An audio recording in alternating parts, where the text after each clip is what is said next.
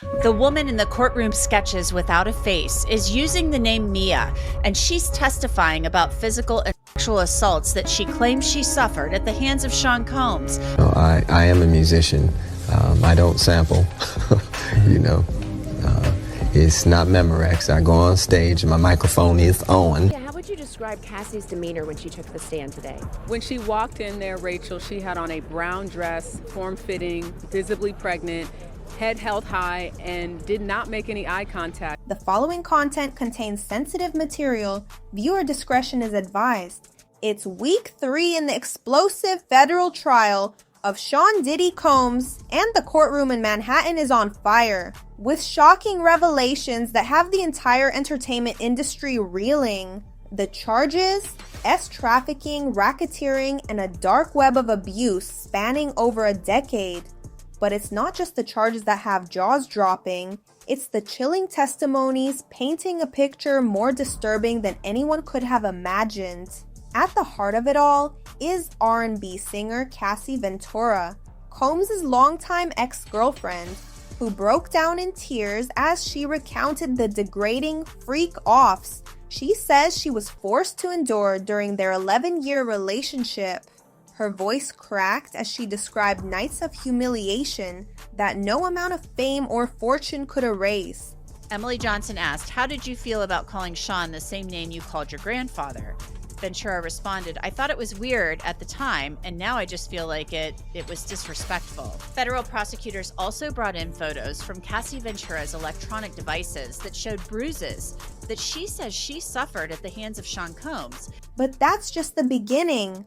A second woman, known only as Mia, took the stand and delivered a gut-wrenching testimony, claiming Diddy assaulted her not once, but 4 separate times during her 9 years as his personal assistant and executive in his film company. And if that wasn't enough to send shockwaves through the courtroom, her claims include a harrowing incident of SA. Yes. Where did you go? We ran through the house, which was quite confusing, and we are trying.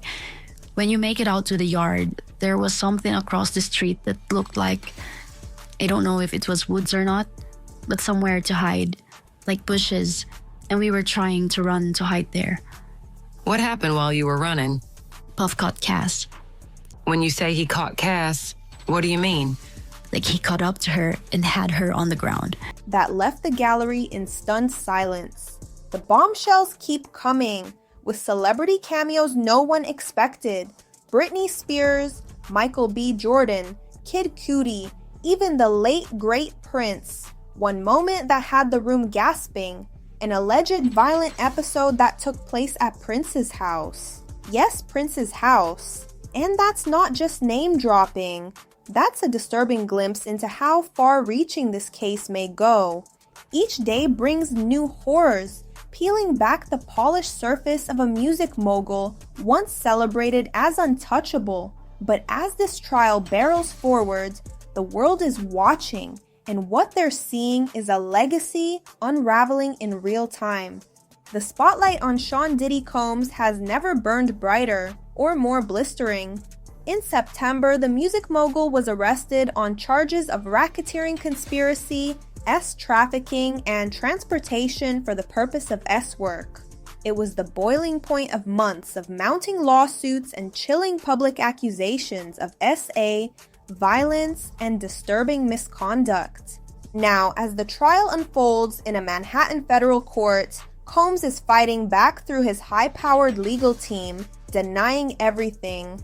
His defense? That every schmexual encounter, including the now infamous drug-fueled freak-offs, was entirely consensual. They're also arguing that any violence described by accusers was exaggerated and doesn't come close to meeting the legal definition of trafficking. And perhaps most provocatively, the defense claims his accusers are driven by one thing: money. But despite these denials, the courtroom has been rocked by testimony after testimony, dragging dark secrets into the light and tearing at the carefully curated image of a hip-hop legend. From harrowing assaults to shocking celebrity cameos, here are some of the most jaw-dropping moments from the trial so far, and trust us, This is a scandal Hollywood couldn't even script. One of the most gut-wrenching testimonies to emerge from the trial came from a woman identified only as Mia, a former personal assistant to Sean Diddy Combs. With her voice trembling and eyes cast downward, she told jurors that Combs essayed her 4 times between 2009 and 2017, during the years she served under his empire. At the time, she was in her mid-20s to early 30s, young, ambitious, and trapped in what she described as a gilded prison of power and fear. 2 of those attacks, she claimed, happened at a stunning glass and concrete mansion in Beverly Hills that Combs had rented, an architectural masterpiece that, behind closed doors, became the setting for her nightmare. One of those incidents, SA in the staff bedroom. She recounted waking up disoriented only to find Combs on top of her. When she tried to react, he allegedly whispered chillingly in her ear, "Be quiet." The courtroom fell into a heavy silence as Mia, her voice barely audible, confessed, "I knew his power and I knew his control over me." She paused before continuing, the weight of her words crashing down on everyone listening. "And I didn't want to lose everything I'd worked so hard for, or this world. That was the only thing I had anymore." It was a moment that cut through the spectacle and exposed the human cost behind the headlines. In a moment that felt more like a scene from a psychological thriller than real life, one of the most surreal and disturbing stories of the trial came from the former personal assistant known as Mia.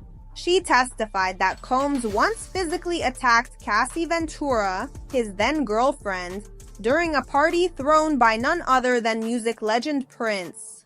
According to Mia, she and Cassie had secretly slipped out to attend what they believed would be a magical night, an intimate performance by Prince at his Los Angeles home. A once-in-a-lifetime experience, Cassie later described it on the stand. And it was. Prince, in full iconic fashion, played live music as the 2 women danced across his glowing, purple-lit pool, covered in plexiglass, creating a dreamlike moment that would quickly turn into a nightmare. As Prince's music pulsed through the night air, Mia recalled the exact moment their joy came crashing down. "I saw his bucket hat come through the entrance and then made eye contact with him," she said of Combs. "Me and Cass just booked it." What followed was chaos. The 2 women fled through Prince's mansion and into the woods outside, but Combs caught up.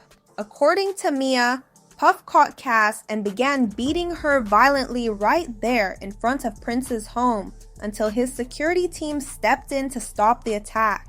But the horror didn't end there. Later that night, back at their hotel, Cassie testified that Combs continued the assault, leaving her with bruises on her face and painful knots on her head. What should have been a fairy tale evening under the purple lights of a music legend's home ended in violence and terror, a story so shocking, even Prince's name couldn't outshine the darkness behind it. If this story shocked you, make sure to like, share, and subscribe for more jaw-dropping updates. And don't forget to drop your thoughts in the comments. We want to hear what you think about all this. Stay tuned.